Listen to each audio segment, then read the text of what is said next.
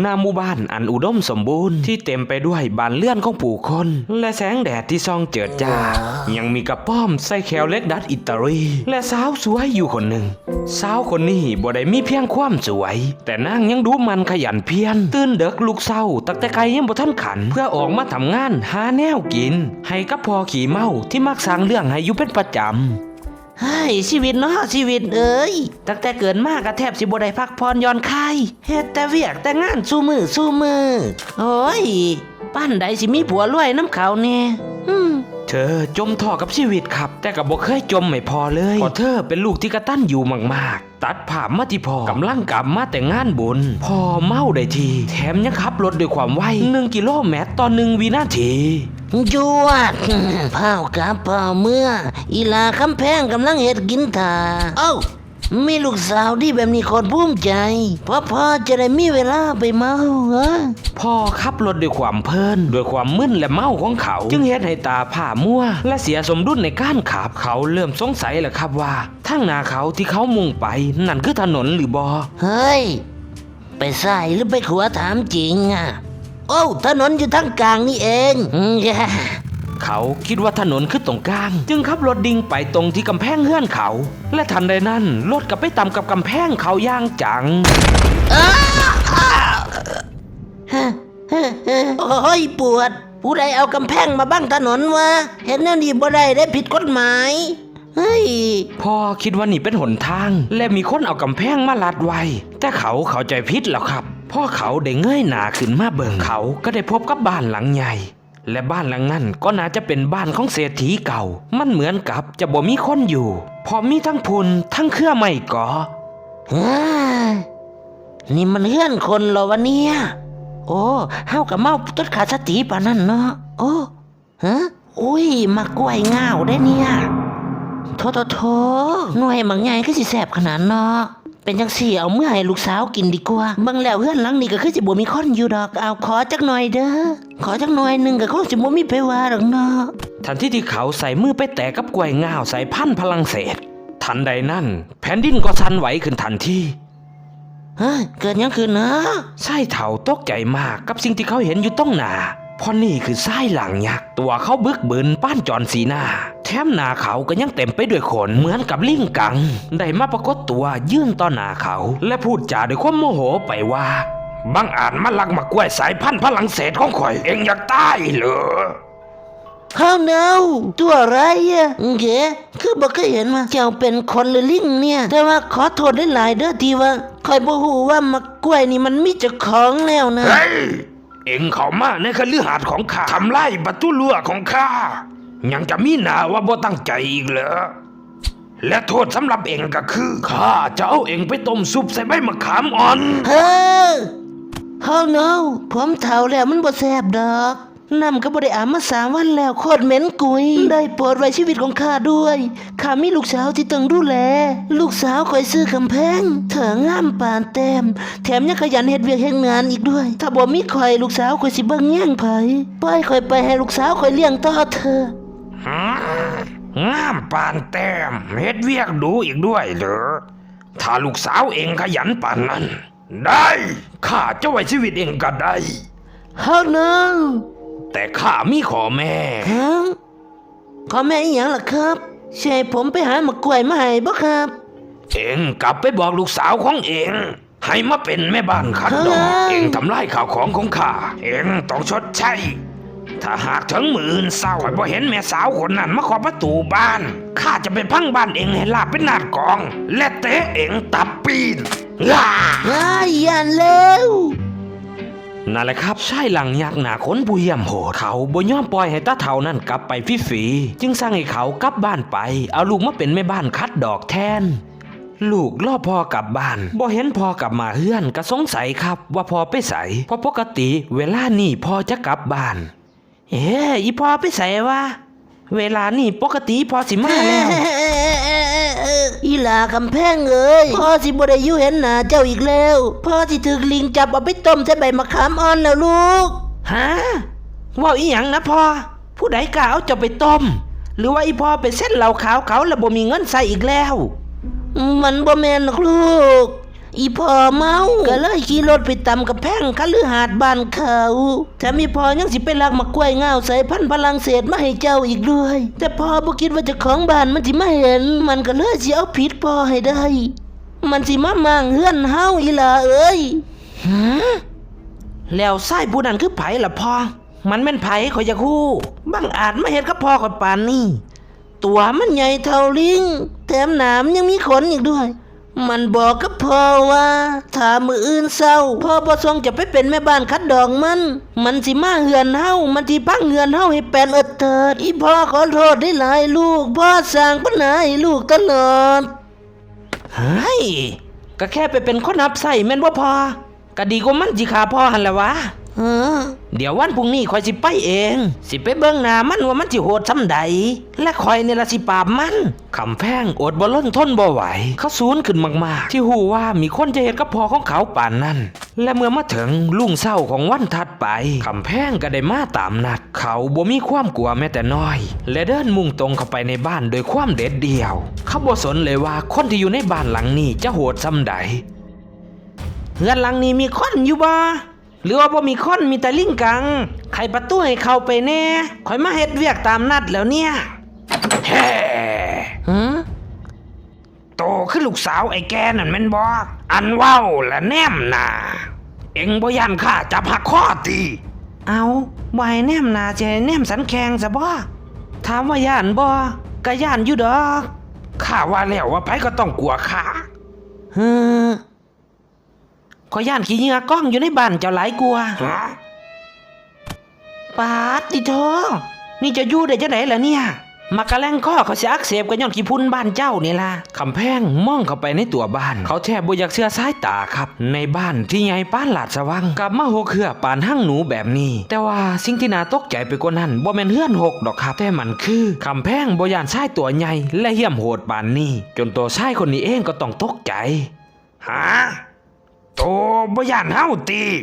หน้าโหดคือลิงคือเจ้าบ่เป็นตาย่านทอขี้เหงื่อก้องบักใหญ่เท่านี้ดอกเจ้าทนอยู่ได้จังไดแบบนี้ฮะเฮ้ยก็ทนอยู่บ่ได้ดอกแบบนี้เห็นละยะตาก็ต้องจัดการคำแพงทนบ่ไหวครับเขาคว้าไม้กวาดและทำความสะอาดเขาทันทีแถมคำแพงยังเฮ็ดเวียกไปนำและจมไปนำเพราะบ่คุ้นชินกับเพื่อนที่สมกระปรกขนาดนี้โอ้ยจังแม่นเหม็นขิวปานสวมบ่ได้ล้างมา3 ชาตินี่เจ้าเป็นจังไดคือเป็นคนแนวนี้ฮะคือมาสกปรกมกเท่าแท้เจ้ากินแล้วก็นอนจังสี่บ่ทิมไว้มันขวางทางเห็นหยังตั้งโพดตั้งเหลืออีหลีเจ้านี่ชายคนนี้ยื่นอาปากข้างครับเขาบ่อยากเชื่อเลยว่าสิ่งนี้จะเกิดขึ้นกับชายผู้เหี้ยมโหดคือเขาต้องมาโดนหญิงแปลกหน้าบนให้ทั้งที่คนอื่นหลายคนบ่มีไผกล้าเข้าใกล้เขาเฮ้ยเอ็งกล้าดีจะได้มาวิจารณ์ข้าเอ็งต้องพังความเจ้านายสิว่าหลายอย่างไรหูเอ็งย้อนพาขี้ริ้วใส่เฮาเฮ็ดหยังเจ้าสิเป็นเจ้านายหรือเจ้าสิเป็นลิงกังคอยก็บ่สนใจดอกแต่ว่าในตอนนี้นะคอยเป็นแม่บ้านในบ้านหลังนี้แล้วแถมเงินเดือนก็บ่ได้แม้แต่น้อยเพราะฉะนั้นกฎข้อแรกคอยใส่เจ้าเฮ็ดหยังเจ้าต้องฟังห้ามขัดขืนแต่ข้าเป็นผู้รับผิดชอบชีวิตพ่อเองเด้ข้าสิจับมันต้มซุปเด้จะก็ลองเฮ็ดเบิ่งตีไม่อยู่มือข่อยนี่แหละสิร้อยเข้ากันข้อเจ้าก่อนเอามัวแต่ยื่นเสยหยังเอานี่ไปเอานำมาแล้วก็ถูพื้นซะเอ็งเฮ็ดกับหนุ่มล่างใหญ่ผู้เหี้ยมโหดแนวนี้ได้จังไดเอ็งใส่ข้าถูพื้นแม่นโตใหญ่เท่าหมีควายก็ใส่แห้งให้มันเป็นประโยชน์แน่ไปลากถังนำมาแล้วก็ถูพื้นซะข้าวเฮ็ดตาแม่น่าคือลิงก็จะสิเว้ายากคือลิงหลายโอเคเข้าใจแล้วครับเดี๋ยวเฮาเป็นเจ้านายเด้เป็นหยังเฮาต้องผังความมันเอาละครับชายคนนี้เริ่มสับสนกับตัวเองแล้วว่าตนเป็นเจ้านายหรือเป็นลูกน้องกันแท้ว่าตนเอาเขามาคัดดอกหรือเขาคัดดอกต้นแทนเมื่อทุกอย่างสับสนชายหลังยักษ์คนนี้จึงทนบ่ไหวครับจับไม้กวาดมาถูพื้นทันทีและนี่ก็เป็นครั้งแรกในชีวิตเขาชีวิตช่างอาภัพโต ตัวเองตัวมักใหญ่แต่มาย่านสาวล่างเล็กทอปะสิวแถมยังมาทำงานตามที่มันสั่งอีกเฮ้ยในวันนั้นพวกเขาทำความสะอาดอยู่หลายชั่วโมงครับจนเลื่อนที่เคยสวยหรูก็กลับมาสวยหรูอีกครั้งแต่มันก็มีเงินง่ำที่ว่าเพื่อนหรูขนาดนี้มาเป็นของชายซกมกแบบนี้ได้จังไดมันก็น่าสงสัยอยู่ครับ เมื่อยหรือวะ ใส่ตู้เย็นของชายหลังยักษ์มันจะมีอีหยังวะฮะไอลิงนี่คือตู้เย็นหรือโรงศพกันเนี่ยข้างในมีแต่อาหารสำเร็จรูปหมดอายุนี่ว่าอิลิจะอยู่มาหลอดได้จังไดล่ะเนี่ยคันคนปกตินี่ตายไป3 รอบแล้วนะ ก็คอยออกไปใส่บ่ได้เด้ล่ะหน้าขนปั่นนี่ไปสิกล้าขายของให้ล่ะจะบ่ฮู้ดอกว่าพุ่มหลังก็เจอหยังมาคันเว้าไปจะก็คงบ่เชื่อ โอ้ก็ย้อนเจ้ากินแต่ของแนวนี้แหละขนก็เลยขึ้นหน้าเจ้าแบบนั้นน่ะคอยคงกินน้ำเจ้าบ่ได้แน่นอนแบบนี้แต่ก็ยังโชคดีที่คอยพบอาวุธมานำ เฮ้ยตัวสิยิงเอาติ บ่แมนมันบ่แมนอาวุธแบบนั้น เฮ้ยมันพกอีหยังมาวะ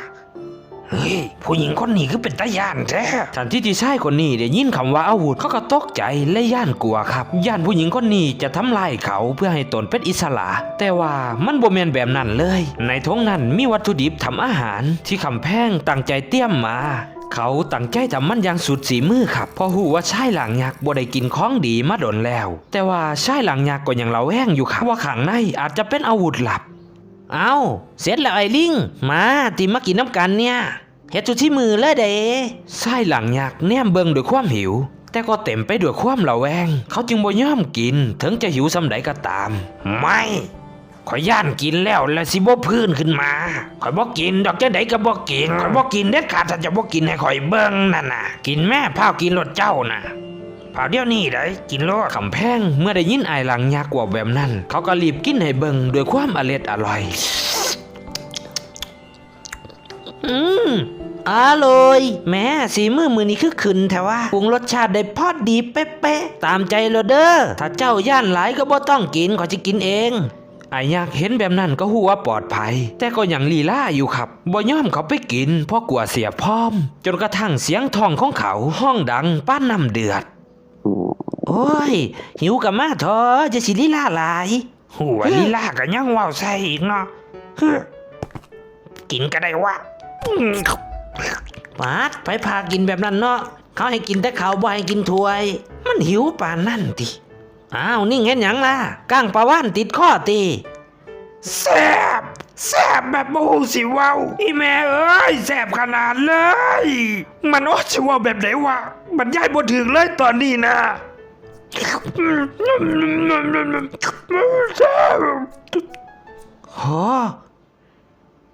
ขนาดนั้นเลยติ นั่นแหละครับชายหลังยักษ์ด้วยความที่เขาเป็นแบบนี้จึงบ่กล้าออกไปใส่อาหารในตู้ก็ยังแต่ของหมดอายุจนวันนี้เขาได้กินของดีจากหญิงแปลกหน้าที่บ่ได้ย่านกลัวเขาเลยแม้แต่น้อยสายหลังยักษ์อิ่มมากๆและซึ้งใจมากๆเขาอยากขอบคุณคำแพงเป็นภาษาสเปนแต่เสียดายที่เขาเว่ามันบ่เป็น แซ่บขนาดนี้อยากกินอีก10 ปีข้างหน้าฮะ จมพั่มเพออหย่างอยู่เนาะปาจิโทอิ่มปันงูเหลือมลองกินหมาเนาะไอ้เนาะ บ่ได้กินของแซ่บดนกับแบบนี้แหละคอยได้กินมันพอเจ้า นั่นแหละเขาก็ฮู้แล้วว่าจะต้องชอบ คอยมีหยังให้เจ้าเบิง อีหยังอ่ะ ห้องลับของข้า หานี่เจ้ากำลังสิเฮ็ดหยังหรือว่าจะสิพาเขาไปเชือดหรือไม่ก็เจ้าซ่อนสมบัติไว้ในนั้นปั๊บไปเลยขอยอยากเห็น ตามคอยมา นั่นแหละครับชายคนนี้มีห้องลับแต่บ่ฮู้ว่าห้องนั้นจะมีอีหยังคำแพงด้วยความสงสัยจึงตามไปเบิงว่ามันจะมีสมบัติคือที่เขาคิดหรือบ่เมื่อเขาไปในห้องนั้นคำแพงก็ได้เจอสิ่งที่ขาดบ่ถึงนั่นก็คือตู้ MP3 เครื่องเล่นเพลงทั้งหลายอยู่ในนี้แต่ว่ามันก็มีอยู่สิ่งหนึ่งครับที่แปลกไปนั่นก็คือสมุดบันทึกเล่มหนึ่งที่ว่างอยู่ถึงตู้ที่ชายหลังยักษ์นั่นเขียนไว้ตอนกินข้าวอิ่มและนี่ก็คือความลับของเขาที่อยากให้คำแพงเห็นและเปิดมันอ่านแต่ว่าเขาก็บอกกล้าบอกคำแพงไปตรงๆเพราะกลัวว่ามันจะบ่เป็นคืออย่างที่เขาคิด ฮะแม่นี่หยังล่ะเนี่ยเจ้าคือมีแต่ตู้ MP3 หน้าแนวนี้ก็มักสายปาร์ตี้บ่เจ้า เออ ข่อยอยู่เหงาๆคนเดียวมาหลายปี ถ้าบ่มีสิ่งพวกนี้ข่อยคงเหงาขาดใจ ของเรานี่ก็เปรียบเหมือนเพื่อนของข่อยเพราะข่อยบ่มีไผคบหาเลย ไปใส่มาใส่ไผก็มองว่าเป็นตัวประหลาด เว้ามาและนายกับชีวิตว่ะมาลองเต้นกับข้าจากเพลงหนึ่งบ่ ฮะคิดอีหยังมาส่วนข่อยเต้นละบัดทีเนี่ยมาเต้นกับเต้นว่า เอาละครับคำแพงเคินเล็กหน่อยที่ชายหลังยักษ์ชวนเขาเต้นและสายหลังยักษ์กับบอลล่อสาครับ เขาเปิดเพลงโปรดที่เสียงดังกังวานพากันเต้นอย่างโรแมนติก เขาสิเริ่มละเด้อ เริ่มก็เริ่มที่บักปอบ เต้นตามจังหวะเพลง เอาแบบนี้บ่ เด้อ ก็พอได้อยู่เนาะ ได้อยู่ โอ้ฮะ แค่นั้น ข่อยรู้สึกปวด ปวดที่สังปวดใจที่ฮะ บ่ได้ปวดใจจักหน่อยเดียว เฮ้ยเจ็บหลายเพราะผู้สาวคอยบ่ได้ตั้งใจ อิหยังอีกเนาะหยังอีก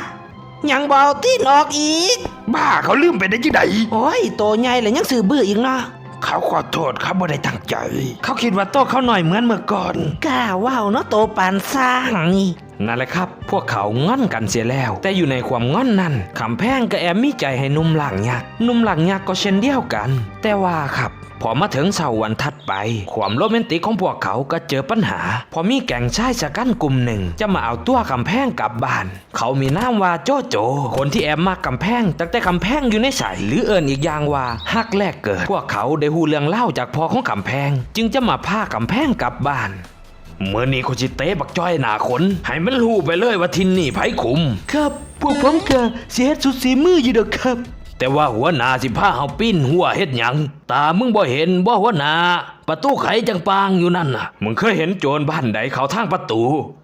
นั่นแหละหัวหน้าว่าก็มีเหตุผลอยู่ พวกเขาทั้ง3คนปีนรั้วและมุ่งหน้าเขาไปที่หน้าบ้านของชายหลังเนี่ยพวกเขาทำซ่องเก๋าเก๊กเอาเท่ทำมาดนักเลงอย่างสุดขีดเพื่อข่มขวัญชายหลังยักษ์โห้ยบักจ้อย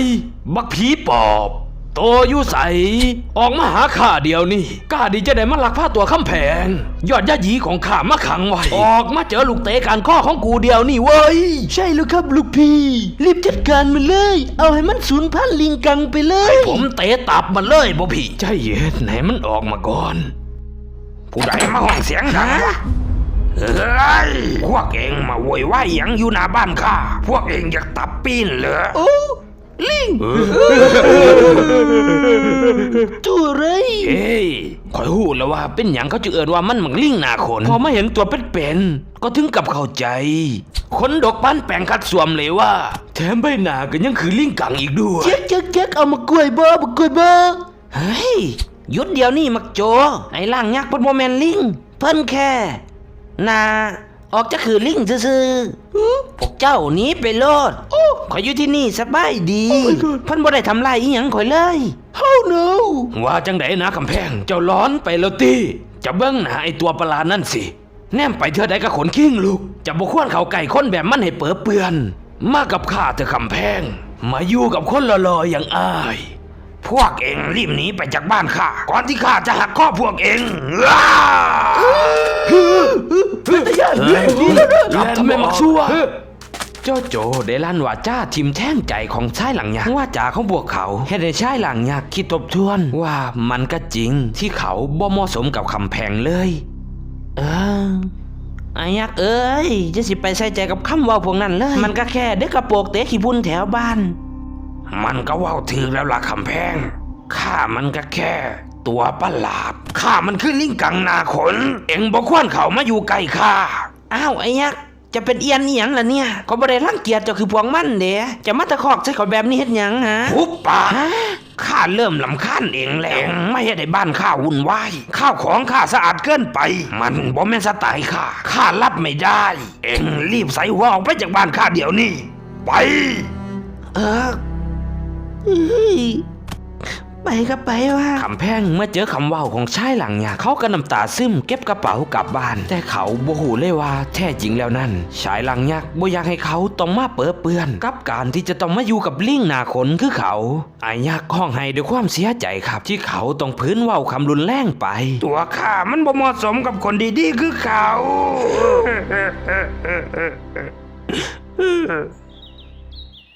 ตัดภาพไปที่บ้านของคำแพ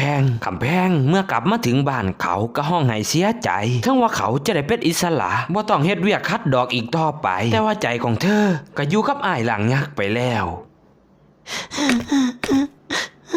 เฮ้าเนาเป็นอะไรล่ะกำแพงบ่ดีใจบ่อิสระแล้วนะห้องให้แบบนี้บ่แมันไปหลงมักเขาเลยบ่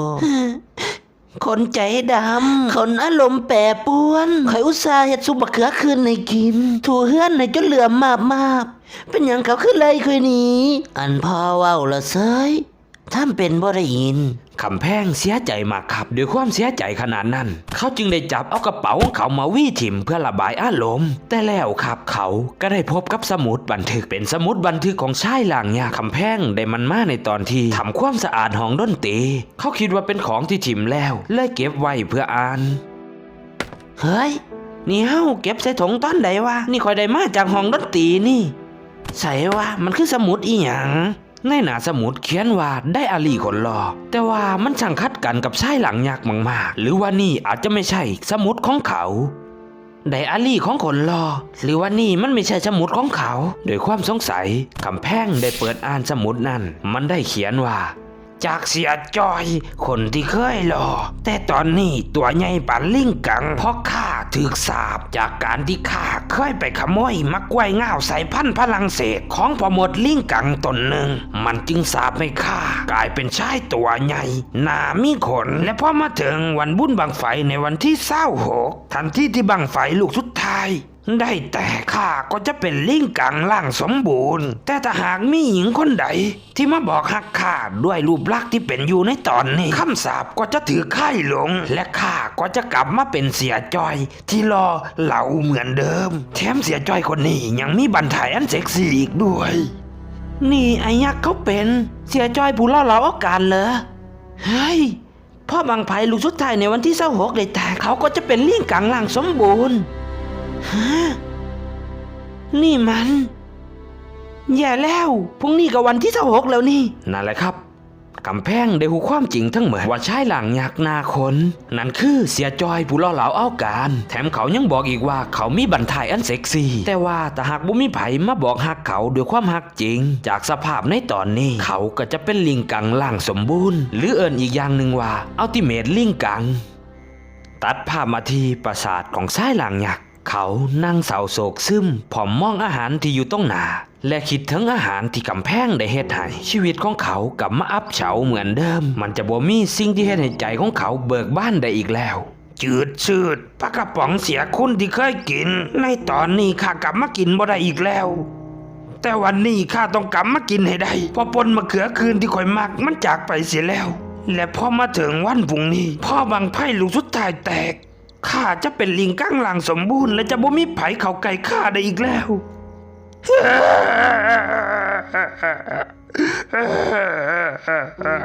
ชายหลังยักษ์คงให้ด้วยความเสียใจและก้มหน้ายอมรับชะตากรรมพอคิดว่าคงจะบ่มีไผสามารถหับหักเขาได้ในสภาพที่เขาเป็นอยู่ในตอนนี้และแล้ววันที่26บุญบังไฟก็ได้มาถึงคนมายืนชมบุญบังไฟกันอย่างมากมายบรรยากาศก็ลื่นละเริงสนุกสุขสนานเอาเลยครับพี่น้องครับเตรียมตัวนับถอยหลังเด้อบังไฟของพวกเฮาสิได้ถูกจุดแล้วฝนฟ้าอากาศก็เป็นใจมากมื้อนี้เหมาะสมกับการจุดบังไฟมากๆบรรยากาศดีๆเปรียบเหมือนหน้าตาของโคโศกคำแพงนั่งคิดเหมือนขึ้นจนสอดแจ้งว่าเขาควรไปบอกความจริงกับชายหลังยักษ์หรือบ่เพราะเขาถูกชายหลังยักษ์ไล่มาขนาดนี้แต่ว่าครับพอมาถึงตอนเช้าในมื้อนี้คำแพงก็คิดได้ว่าว่าไปบอกความจริงกับเขาก็ได้ว่าแต่ว่าไปตอนนี้สิทันบ่คำแพงตัดสินใจจะไปหาชายหลังยักษ์เพื่อบอกความจริงในใจของเขาแต่ถึงจะคิดได้ในตอนนี้มันก็อาจจะไปบ่ทันเสียแล้วพอบังไพ่กำลังจะถูกจุดแต่ทันใดนั้นคำแพงก็ได้แนบไปเห็นรถวิบากคันเร็วแรงของพ่อเขาที่มันเคยฟังแต่ตอนนี้ติดก้าวกาสร้างเป็นอย่างดีว่าเอารถคันนี้แหละรถอีพ่อติดก้าวกาสร้างเป็นอย่างดีนะจะไปถึงคำแพงบ่ล้อสาบิดคันเร่งอย่างจังมุ่งต้องไปที่เฮือนของชายหลังยักษ์แต่ทันใดนั้นนั่นแหละครับม่านพจนก็ได้มายืนลัดทางนั่นก็คือแก๊งเด็กกระโปงฉายาเตะขี้พุ่นน้ำกลางบ้านบ่สนหมาเห่าได้มายืนลัดรถคำแพงพร้อมกับทำหน้าตามึนทึ่นใส่เฮ้ยสิพาไปใส่ละคำแพงแม่นเผาเร่งรถไปใส่มาหาไอ้โจนี่หยุดรถซะคำแพงถ้าบ่อยากถึกเตะตาบ ฮะหลีกทางข่อยเดียวนี่ถ้าบ่หลีกข่อยก็สิบ่หลบถ้าหากยังดื้อด้านขวางทางอยู่พวกเจ้าได้ยอดข้าวต้มแน่ๆฮ่าคือสิเฮ็ดกับไอ้โจคนหน้าตาดีแบบนี้ได้สิมักข่อยหรือบ่มักอย่าให้ข่อยโมโหเด้อเว้ยนี่ข่อยเตือนเป็นครั้งที่ล้านแปดแล้วนะ แม่นสนใจมันแน่ ขันคิดว่าแน่ก็ขี่รถเข้ามาโลดเฮ้ยอย่าสิพากันลบกันแล้วกัน เตรียมตัวตายเฮ้ยมันมักจักสิแม่นบ่เฮ้ยมันเอาจริงว่ะเฮ้ยลบจริงเฮ้ยช่วยด้วยหัวขาดจีนั่นแหละครับคำแพงเอาจริงเขาเบิ้ลรถใส่เขายางจังจนพวกเขาพากันกระโดดหลบหัวติดโค่นในใต้น้ำเฮ้ยถึงเวลาแล้วบ่ เอาละครับ ถึงเวลาสมควรแล้วเขามานับถอยหลังเพื่อจุดบังไพ่กันเลย5 4 3 ในระหว่างที่เวลาไก่เขามาเรื่อยๆหลังกายของชายหลังยักษ์ก็เปลี่ยนไปขนเริ่มขึ้นเต็มตัวเขา และห่างกายเขาเหมือนคนที่นอนป่วยย่ำแย่ลงเรื่อยๆแต่ถึงจะเป็นกานั้นเขาก็ยังพำเพ้อถึงแต่คำแพง ข้าคงบ่เห็นเจ้าอีกแล้ว